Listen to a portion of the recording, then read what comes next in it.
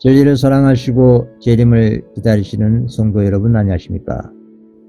구속의 6천년사가 2000년도에 끝나고 지금 21세기 은혜 시기 가운데 우리는 살고 있습니다. 특히 재림의 징조 가운데 극단적인 기후현상이 전 세계적으로 증가되고 있습니다. 세상의 과학자들은 이구동성으로 기후변화는 식량과 물 부족, 그리고 홍수 증가, 극심한 폭염, 질병의 만연과 수많은 난민 발생, 경제적 손실 등 다양한 상황으로 21세기 지구 거민에게 끼칠 가장 큰 위협이라고 전망하고 있습니다. 그러나 이 같은 기후 재난들이 왜 은혜의 시기 가운데 더욱더 증가되고 있는 이유를 알기 위해서는 단지 과학적인 설명만으로 이해가 불가능할 것입니다. 물론 표면적인 이유는 인간의 탄심에 기인된 경제 논리로 자연을 파괴한 결과로 인간에게 돌아온 자업자득입니다. 그러나 영적인 관점에서 우리는 그 원인을 찾는 것이 중요합니다. 그것은 그리스도와 사단 간의 선악 간의 대쟁투의 관점에서 바라보아야 이해를 할 수가 있다는 것입니다. 먼저 이 같은 극단적 기후현상이 말세에 더욱 심각하게 일어날 것을 마태복음 24장을 통해 우리 예수님께서 미리 알려주셨습니다. 그리고 기후재난들은 계시록 16장의 7재앙의 전조현상으로서 갈수록 더 심각하게 일어날 것을 알려주고 있는 것입니다. 바다와 육지에서 일어나는 재난과 큰 산불, 우박, 태풍, 홍수, 해오리바람, 지진, 온역, 전쟁, 각 나라의 사회 혼란과 경제 문제 등등 이 모든 재난들은 사단이 일으키고 있는 것입니다.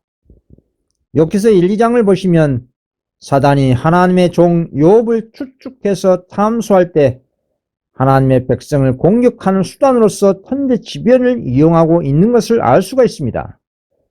왜 세상에 이런 재난들이 끊임없이 발생하고 지속적으로 이어지는 것일까요? 다음에 말씀을 보시면 알 수가 있습니다. 예레미야 6장 19절입니다. 땅이여 들으라. 내가 이 백성에게 재앙을 내리리니 이것이 그들의 생각의 결과라. 그들이 내 말을 듣지 아니하며 내 법을 버렸습니다. 세상의 임금 사단은 모든 종교단체를 비롯해서 특히 기독교를 완전히 장악하고 있습니다. 과거 유대교회를 지배해서 메시아를 거절하게 만든 그 같은 역사를 오늘날도 기독교를 지배해서 하나님의 마지막 경고를 거절하고 있는 일이 반복되고 있는 것입니다. 특히 교회를 타락시키는 데 가장 성공적인 방법이 교회를 세상과 연합시키는 것이 가장 효과적이라는 것을 지난 시대와 지금의 기독교의 영적 상태를 보면 우리는 잘 알 수가 있을 것입니다. 교회를 타락시키면 하나님의 계명을 지킬 수가 없습니다. 그만큼 경건의 능력이 떨어지고 믿음이 저하되고 신앙심이 퇴보되어 주님의 계명을 온전히 지킬 수가 없는 것입니다. 사단은 하나님의 계명을 지킬 수가 없기 때문에 인류는 멸망당해야 된다고 주장합니다. 그 이유는 루스벨 자신이 하늘에서 반역한 논리였습니다. 루스벨이 주장하기를 천사들은 거룩한 존재들이기 때문에 하나님의 법을 지킬 필요가 없다라고 주장했습니다. 다음에 증을 보겠습니다. 천사들은 지배받을 필요가 없으며 언제나 그들을 바르게 지도해 줄 그들 각자의 의지를 따르도록 허용되어야 한다는 자신의 주장을 되풀이하였다. 그는 하나님의 율법이 그들의 자유를 구속하는 것이라고 비난하고 율법을 폐지하여 천사들을 그 속박에서 해방시켜 하늘의 군대들에게 더욱 높고 영광스러운 상태에 들어가게 하는 것이 그의 목적이라고 선언하였다. 그래서 오늘 사단은 마지막 때 라오데 교회의 영적 상태를 어떻게 만들어 놓았습니까? 계시록 3장 16절 내가 이같이 미증을 하여 뜨겁지도 아니하고 차지도 아니하니 내 입에서 너를 토하여 버리리라. 사단에게 지배당한 오늘날 라오데아 교회는 그리스도가 문 밖에 있는 교회가 되고 말았습니다. 인간의 집 강도의 구리를 귀신의 초소가 된 가증한 새들이 모여있는 바벨론이 된 것입니다. 그래서 하늘의 참된 증인이신 주님께서 말세의 교회인 라오디아 교회를 뜨뜻미지근하게 토하여 버리신다는 무서운 경고가 있는 것입니다. 다시 본론으로 돌아가서 사단은 이 세상과 교회를 기후전환을 통해 인간의 삶과 정신을 완전히 황폐화시켜 버리고자 하는 것입니다. 6천년 역사가 끝났고 지금의 21세기 은혜 시간 가운데 임박한 재림의 날을 사람들로 하여금 준비하지 못하도록 하기 위해서 사단은 최후의 발악을 하고 있는 것입니다. 이 최후의 발악을 하고 있는 세상의 임금인 사단에 대해서 성경은 이렇게 우리에게 알려주고 있습니다. 계시록 12장 12절입니다. 그러므로 하늘과 그 가운데 있는 자들은 즐거워하라. 그러나 땅과 바다는 화 있을진저. 이는 마귀가 자기의 때가 얼마 남지 않은 줄 알므로 크게 분내어 너희에게 내려갔음이라 하더라. 사단은 자신의 때가 얼마 남지 않은 줄을 그 누구보다 자신이 잘 알고 있습니다. 사단에게 작정된 통치 기간인 6천년 역사가 2000년도에 끝났습니다. 그러나 주님의 종들인 14만 4천 인팀이 아직 이루어지지 않은 연고로 1세기 정도의 은혜 시간을 더 주신 것입니다. 마찬가지로 사단에게도 하나님을 대적할 수 있는 기간이 1세기 정도 늘어난 것입니다. 그러나 분명한 사실은 우리에게 주어진 은혜 시간과 사단이 일할 수 있는 시간은 동일한 1세기 아닙니다. 오늘날 1세기 안에 끝이 난다는 것입니다. 그래서 사단은 오늘날 인치는 시간 가운데 온갖 술수를 다 사용해서 인치는 사업을 방해하고 있는 것입니다. 인치는 사업을 방해하기 수단 중에 하나가 오늘날 기후전환입니다. 사단은 천재지변을 통해 모든 것을 잃게 만든 욥에게 하나님을 욕하고 원망하게 해서 믿음을 떨쳐버리려고 했습니다. 마찬가지로 오늘날 말세에도 하나님의 계명을 지키며 예수 믿음을 지킨 남은 무리에게도 동일한 일이 반복되고 있는 것입니다. 오늘날 극단적 이 기후 현상 중에 또 한편 극단적으로 50도 이하의 추위와 또 반대로 50도 이상의 폭염이 지속 매일같이 된다면 사람들이 어떻게 될까요? 이런 이상 기후로 인간의 정신과 몸은 극렬한 스트레스로 고통을 받습니다. 그 여파로 사람들은 불평, 불만이 고조되고 사회적 분노가 폭력으로 나타나서 각 나라마다 무정부 상태가 발생하게 될 것입니다. 어느 나라든지 부익부, 빈익빈 양극화의 현상이 극단적으로 치닫게 되는 사회 갈등은 결국 국가적인 사태로 확대되는 것입니다. 이런 난리와 난리가 지속되면 계시록 11장에 게시된 과거 18세기 프랑스 혁명 같은 무정부 상태로 발전될 수밖에 없는 것입니다. 그만큼 오늘날 모든 나라들이 공통적으로 기후전환으로 속수무책이 되고 마는 것입니다. 과연 이런 기후전환들을 인간의 능력으로 해결할 수가 있을까요? 결단코 불가능합니다.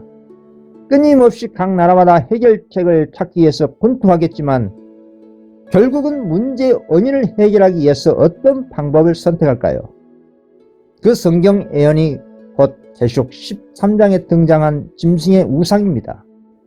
특히 셋째 천사 기별을 믿는 사람들은 계시록 13장의 둘째 짐승인 미국에 의해 만들어질 천주 교황권과 닮은 종교단체 짐승의 우상 미국 내의 개신교회를 유심히 살펴볼 필요가 있습니다. 계시록 13장 14절입니다. 짐승 앞에서 받은 바 이적을 행함으로 땅에 거하는 자들을 미혹하며 땅에 거하는 자들에게 이르기를 칼에 상했다가 살아난 짐승을 위하여 우상을 만들라 하더라.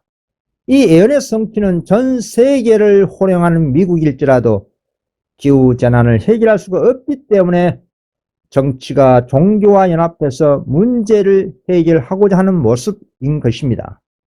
그로 인간은 자신들의 세계에서 해결할 수 없다는 것을 절감하면 결국 신에게 매달리게 된다 이 말입니다. 관련된 증언을 보겠습니다. 그 때에 큰 기만자는 사람들에게 이런 재난들이 하나님을 섬기는 사람들 때문에 일어나고 있다고 역설할 것이다. 하나님의 불쾌히 여기심을 자극한 불의에 속한 자들은 범죄자들에게 언제나 무언의 견책을 하고 있는 하나님의 계명을 순종한 자들이 그들이 당하는 모든 재난의 원인이 된다고 비난할 것이다.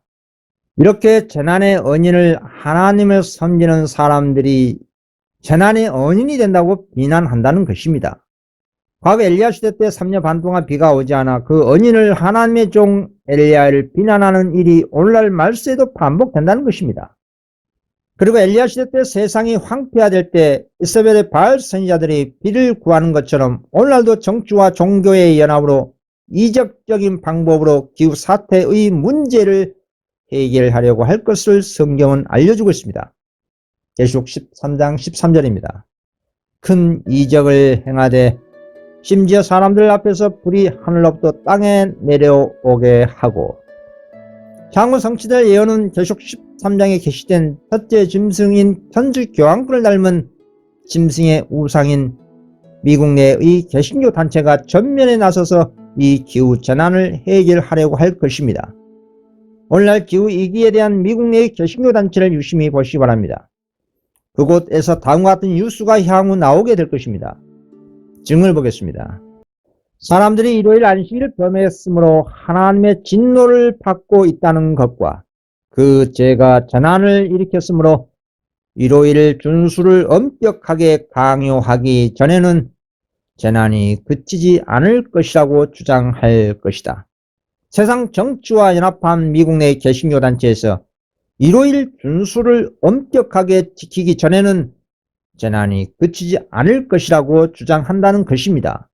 이 같은 일요일 번영에 대한 필요성을 미국 내의 개신교 단체에서 매일 뉴스에 나오기 시작하면 계시록 13장에 예언된 짐승이표, 즉 일요일 법령이라는 멸망의 가증한 깃발이 세워짐에 임박했다는 것입니다. 그리고 지구의 역사의 종점이 다 왔다고 확신해도 될 것입니다. 과거 유대교회 배도의 역사는 미래의 거울입니다. 과거 유대교회와 이교 로마가 연합해서 그리스도를 로마의 십자가에 못 박아 죽인 역사는 오늘날 하나님의 계명을 지키며 믿음을 지키는 여자의 남은 자손을 핍박할 것을 통해 반복되는 것입니다. 그래서 셋째 천사의 기별이 최후의 마지막 경고가 되고 있는 것입니다.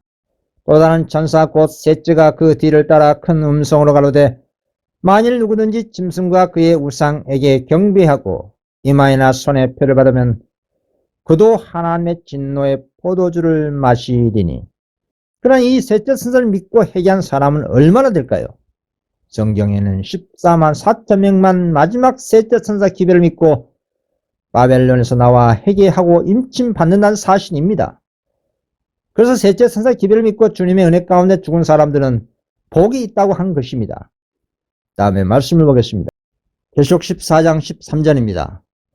또 내가 들으니 하늘에서 음성이 나서 이르되 기록하라, 지금 이후로 주 안에서 죽는 자들은 복이 있도다 하심에 성령이 이르시되 그러하다 그들이 수고를 그치고 쉬리니 이는 그들의 행한 일이 따름이라 하시더라. 그런데 오늘날 구속사업을 종료를 알리는 셋째 천사 기별로 인침받은 사람이 정확하게 14만 4천 명 때문에 말세의 라오디아 교회들로 하여금 혼란과 불안이 있는 것 같습니다. 그 이유는 무엇일까요? 그 이유는 안식일을 지킨 사람들이 전 세계적으로 2천만 명 이상으로 증가하고 있기 때문입니다. 계시록 7장에 구원받은 두 무리인 허다한 무리와는 별개로 구원받은 14만 4천 명은 너무나 적게 보이기 때문인 것입니다. 그래서 과거 100년 전의 개혁자들의 14만 4천 가르침과 달리 오늘날 많은 재림 신자들에게는 14만 4천 명이 개신교회와 마찬가지로 상징적인 숫자로 믿는 추세가 되고 있는 것입니다. 그러나 영감의 글에는 셋째 천사의 기별을 믿고 죽은 자들이 하나님의 평화의 언약을 듣기 위해 특별 부활할 것을 말하고 있습니다. 무덤이 열리고 땅이 티끌 가운데 자는 자 중에 많이 깨어 영생을 얻는 자도 있겠고 수욕을 받아서 무궁히 부끄러움을 입을 자도 있을 것이다 라고 했습니다. 다니엘 12장 2절의 말씀인 것입니다. 셋째 천사 기별을 믿고 죽은 사람들은 모두 영화롭게 된 몸으로 무덤에서 나와 하나님의 율법을 지킨 자에게 주는 하나님의 평화의 언약을 듣는다. 그를 찌른 자들, 그리스도의 죽음의 고통을 조소하고 조롱한 자들, 그리스도의 진리와 그분의 백성들을 못이 핍박한 자들도 또한 일어나서 영광 중에 계신 그분을 쳐다보고 충성되고 온순한 사람들에게 주어지는 영광을 보게 된다.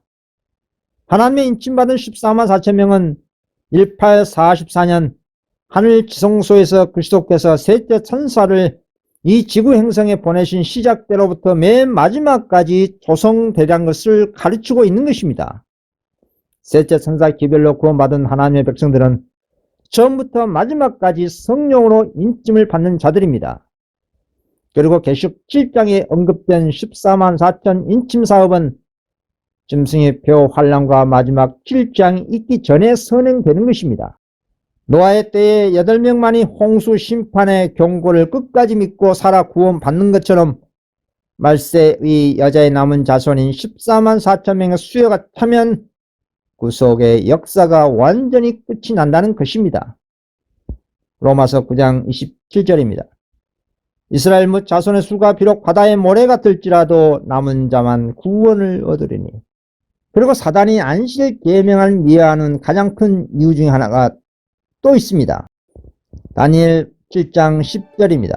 불이 강처럼 흘러 그의 앞에서 나오매 그를 섬기는 자는 천천히요 그 앞에서 모여 선 자는 만만이며 심판을 베푸는 데 책들이 펴 놓였더라. 사단이 안식일 계명을 미워하는 그 이유 중에 하나가 안식일 진리가 하늘 송소에서 그리스도의 마지막 봉사를 가르쳐주고 있기 때문입니다. 예수님께서 하늘 지성소에서 사람의 구원을 위한 마지막 중보사업인 조사 심판과 제 도말에 의한 온 우주를 정결케 하는 하늘 송소 정결입니다. 이 마지막 사업은 재림 전에 이행하는 마지막 중보사업입니다. 이 마지막 중보사업은 인질사업과 병행되어 마치면 예수님께서 재림하시는 것입니다. 그래서 사단 입장에서는 안식일 진리를 통해 하늘 송소에서의 그리스도의 사업을 사람들이 알게 되면 사람들이 하늘 송소를 믿음으로 달려가기 때문에 극렬한 그리고 온갖 수단과 방법을 통해 방해를 하는 것입니다. 그래서 사단 입장에서는 그리스도의 마지막 이 중보사업을 사람들로 하여금 모르게 하기 위해서 안식일을 병기하거나 폐지하거나 또 안식일 신자들이 안식일을 부분적으로 지키거나 더럽히게 해서 하나님의 이 마지막 진리를 공격하는 것입니다. 사람들이 안식일 진리를 올바르게 알게 되면 또한 지키면 하늘 지성소에 계신 예수님께 인도받게 되는 것입니다. 계시록 14장에 계시된 셋째 천사가 하는 일은 이 땅의 성도들을 그리스도가 계신 하늘 성소로 인도하는 일입니다. 기별로서 곡식을 가라지에서 분리하여 하늘 창고에 들이는 일을 하는 것입니다. 그래서 14만 4천 인친사업이 얼마나 중요하면 셋째 천사를 도와주기 위해서 하늘에서 계시록 18장 1절에 또 다른 천사가 내려왔겠습니까? 이렇게 네 번째로 천사가 내려와 셋째 천사의 인적인 기별에 힘과 능력을 실어주고 있는 것입니다. 하늘에서는 이것으로 끝나지 않고 또한 네 번째 천사를 도와주기 위해서 계시록 18장 4절에 다른 음성으로 표현된 다섯 번째로 내려온 수많은 천사들이 세상과 바벨론과 떴던 미지근한 라오디아 교회 안에 있는 성실한 자녀들을 향해 나오라고 외치고 있는 것입니다. 계시록 18장 4절입니다. 또 내가 들으니 하늘로부터 다른 음성이 나서 이르되 내 백성아 거기서 나와 그에 참여하지 말고 그가 받을 재앙들을 받지 말라.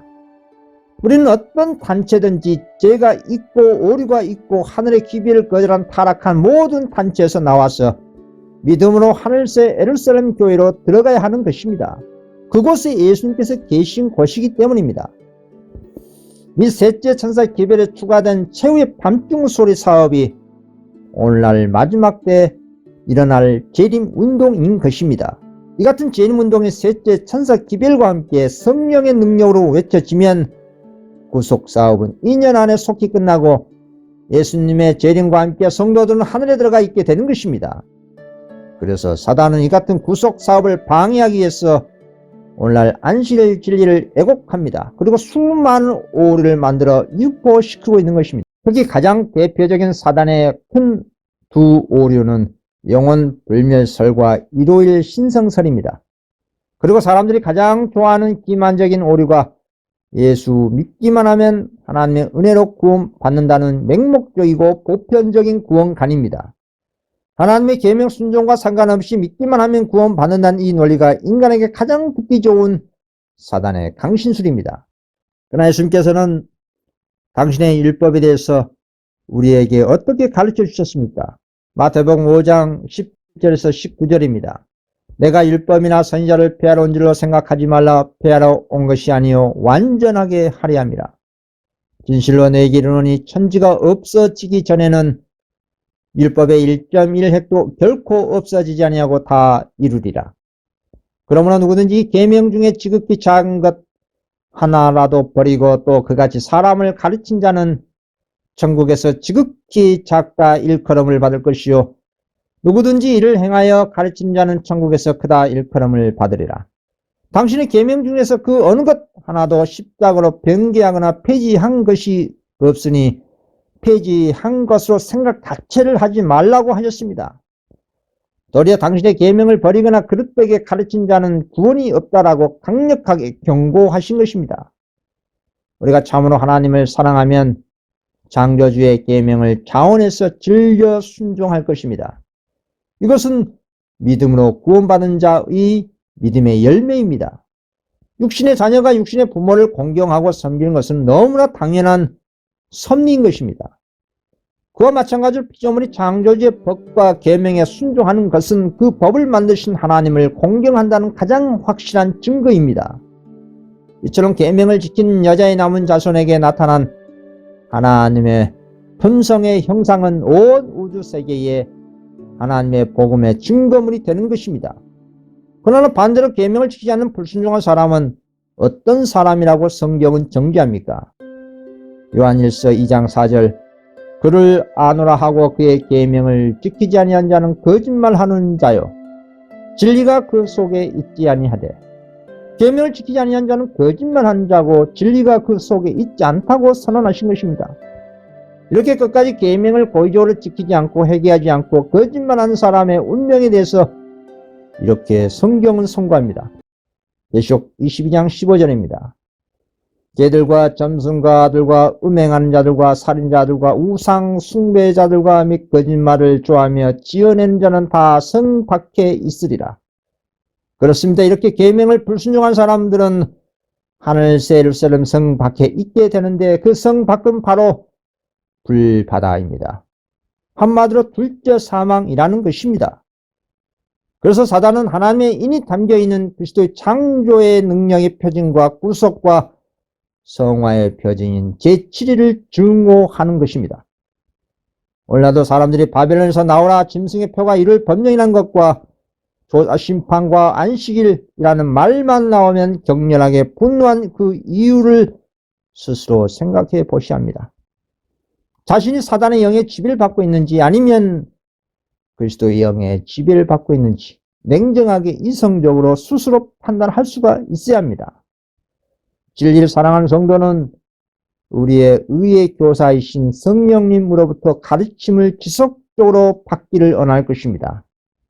참으로 거듭난 사람은 결코 자신이 모르는 진리를 맹목적으로 거절하지 않고 베레아 사람처럼 겸손한 마음으로 기도하면서 연구하게 될 것입니다. 이러한 태도가 그리스도인의 태도이고 구원받는 자의 열매인 것입니다. 그러나 사단은 말세 안식 신자를 비롯해서 라오디아 교회를 뜨뜻미지근한 상태로 만들어 놓았다는 것을 참된 주님께서 말씀해 주시고 계십니다. 계시록 3장 15절에서 16절입니다. 내가 내 행위를 아노니 내가 차지도 아니하고 뜨겁지도 아니하도다. 내가 차든지 뜨겁든지 하기를 언하노라. 내가 이같이 미증하여 뜨겁지도 아니하고 차지도 아니하니 내 입에서 너를 토하여 버리리라.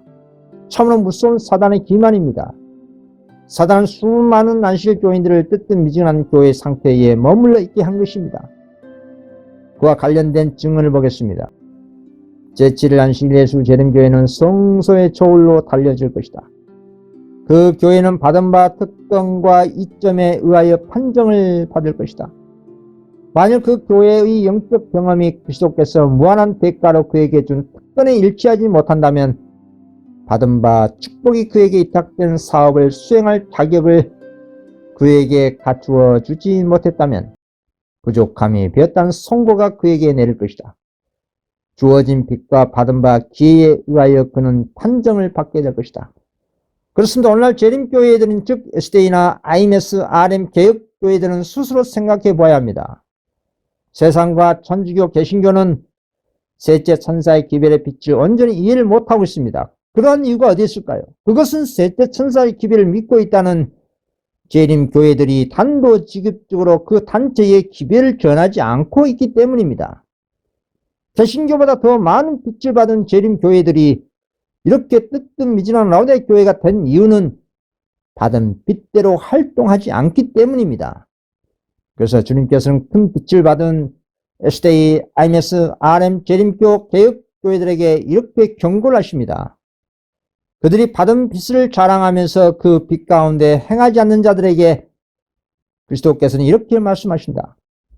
내가 너에게 이르노니 심판날에 두로와 시돈이 너희보다 견디기 쉬우리라.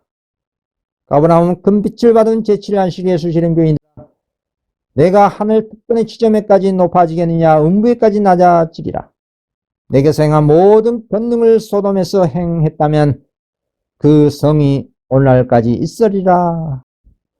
교회는 라우디게아의 상태에 있다. 하나님께서는 그들 가운데 계시지 않는다. 과연 하나님께서 주신 최고의 빛을 받고도 담대하게 세상과 기독교의 짐승의 표를 받지 말라고 외치고 있습니까? 오늘날 하나님의 진리의 교회라고 주장하는 제7일 재림교회나 명칭을 가지고 있는 교회들은 분명히 바른 빛에 비례해서 심판을 받게 될 것입니다. 그렇습니다. 하나님의 능력으로 교회가 하나님과 연합해서 집단으로 외쳤다면 진작 구속사업은 과거에 끝났을 것이라 이 말입니다. 그대들이 기별을 받아들였더라면 2년 후에는 하늘 왕국에 있었을 것임을 보았다고 선지자는 계시를 통해 증언하고 있습니다. 이 증언처럼 참으로 셋째 천사 기별을 믿는다면 믿음과 성령으로 세상을 향해 선포했을 것입니다.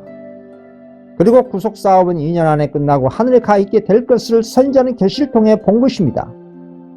그러나 아쉽게도 참으로 믿는 것이 아니라 명목상으로 믿고 있기 때문에 명목상 재림 신도라는 말이 증언에 나온 것입니다. 그리고 도리어 그 타락한 교회와 명목상 재림 교회에서 나와야 하는 입장이 된 것을 증언하고 있는 말씀을 보십시오. 나는 하나님께서 명목상 재림 신도들과 타락한 교회들 가운데 당신의 성실한 자녀들을 가지고 계신 걸 보았다. 재앙이 내리기 전에 교역자들과 백성들이 이런 교회들로부터 부르심을 받고 나와 기쁨으로 진리를 받아들일 것이다. 유대교회든 천주교회든 개신교든 재림교회든 개혁교회든 하나님께 불충하면 그 어떤 단체든 개인이든 사업을 맡기지 않는다는 것이 하나님의 공의의 뜻입니다. 그래서 21세기 은혜의 이 마지막 때는 바벨론 가운데 있는 성실한 성도들을 불러내서 마지막 구속 사업을 속히 마치도록 하는 것이 구속의 계획인 것입니다. 이 마지막 사업에 동참할 하나님의 자녀들은 다음의 말씀을 마음에 받아들이시게 되실 것입니다. 계시록 18장 4절입니다. 또 내가 들으니 하늘로부터 다른 음성이 나서 이르되 내 백성아 거기서 나와 그의 죄에 참여하지 말고 그가 받을 재앙들을 받지 말라.